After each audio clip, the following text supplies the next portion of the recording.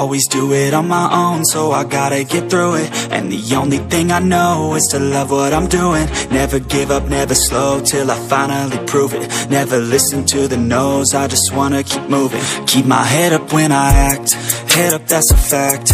Never looking back, I'ma keep myself on track. Keep my head up, staying strong, always moving on.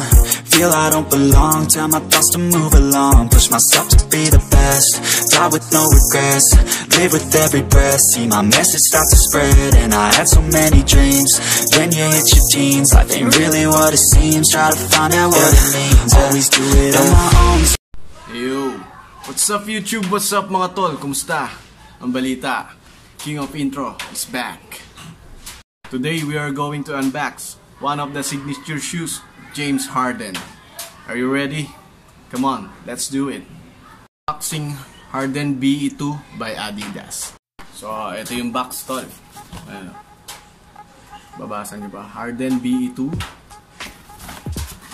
Then, yung box nya sa upper print, Adidas.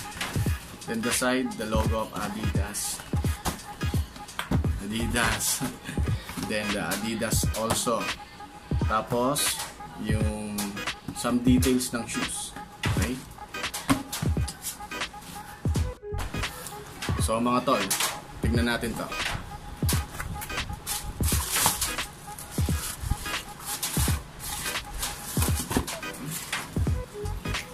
Ayan.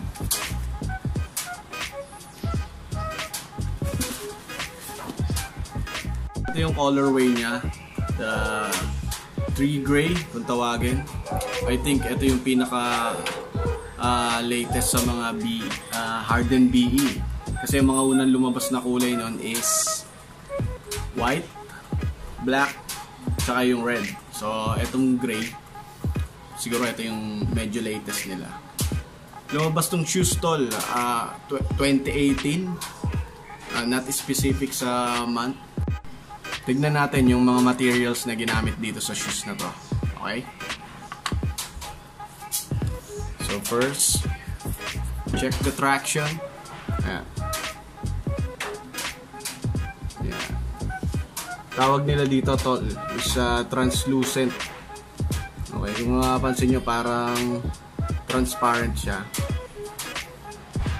Yung sinukat ko to, makapit yung traction niya. So, maganda tong pang basketball shoes. Ayan, kung mapapansin nyo to, ayan, parang maze, diba? A different multi-directional pattern. Then the logo of James Harden. So itong outsole na to na multi-directional is pinatent kay James Harden because of his unpredictable moves like Euro step, step back, double step back, then crossover. Yun, very unpredictable. So pinatent to sa laro niya, mga tol. Then, ayan, kung nakikita nyo to, yung skin niya. So, ito, tawag dito is Forbes fiber, tighter version of knit. Ayan. It looks like nylon. So, kung mapapansin nyo rin, meron siyang parang cross mark dito. Ayan. I think, dinesign to para maging stiff yung fit mo. At hindi siya umaalog sa loob. Parang tight. Okay? Then, dito sa midsole. Sa midsole naman, tol. Ayan. Is a bounce technology. So, ayan, ginamit na rin siya sa basketball shoes.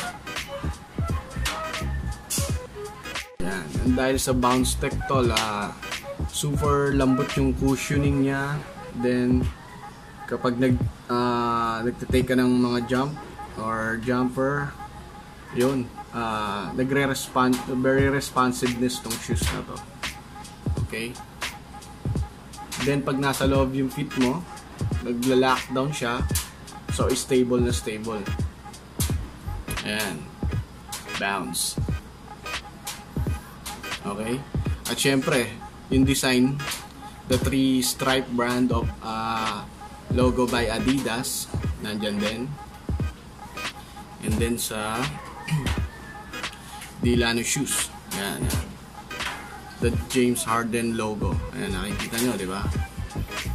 Then, banda dito, ito, medyo bira akong makita sa shoes to.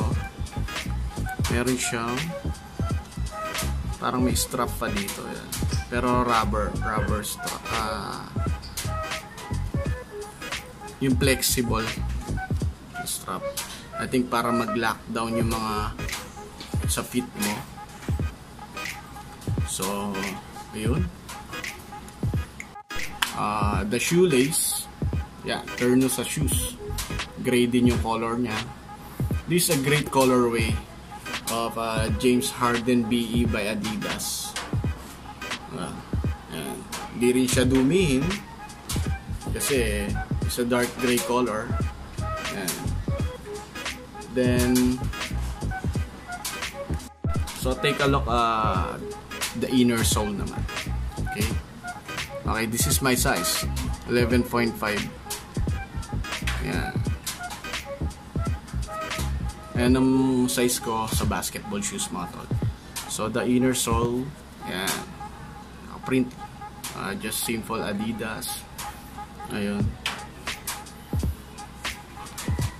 Ayan yung skin ng shoes. Okay. Take a look ulit, mga tol. Diba?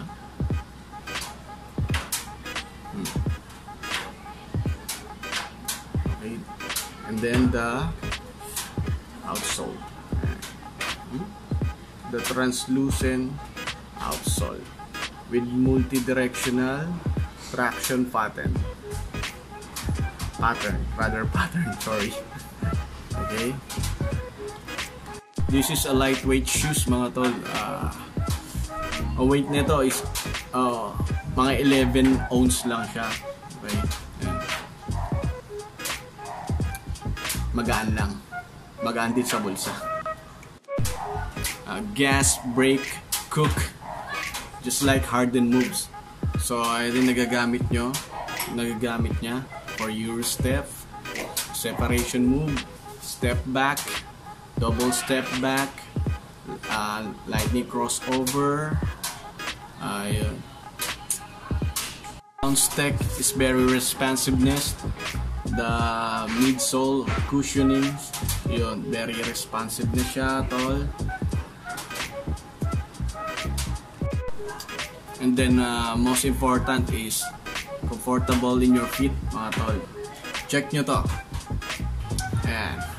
On feet Harden BE2. Take a look.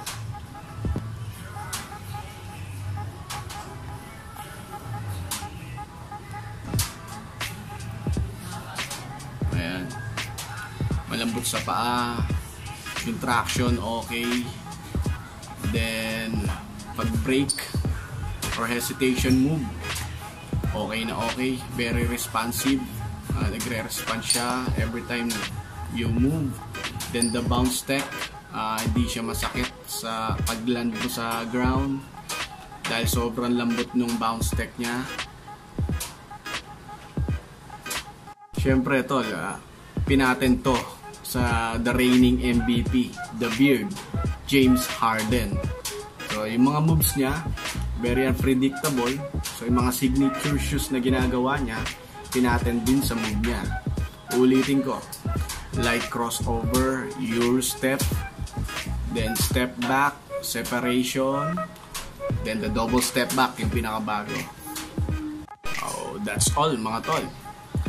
So kung tinatanong kung how much tong shoes na to, SRP of these shoes is 5,500. So nabili ko siya 50% off, around 2,700 or rather 2,700. Sobrang sulit, diba? Kapresyo lang ng ukay-ukay. So just like James Harden moves, Birdie shoes mga tol. Okay.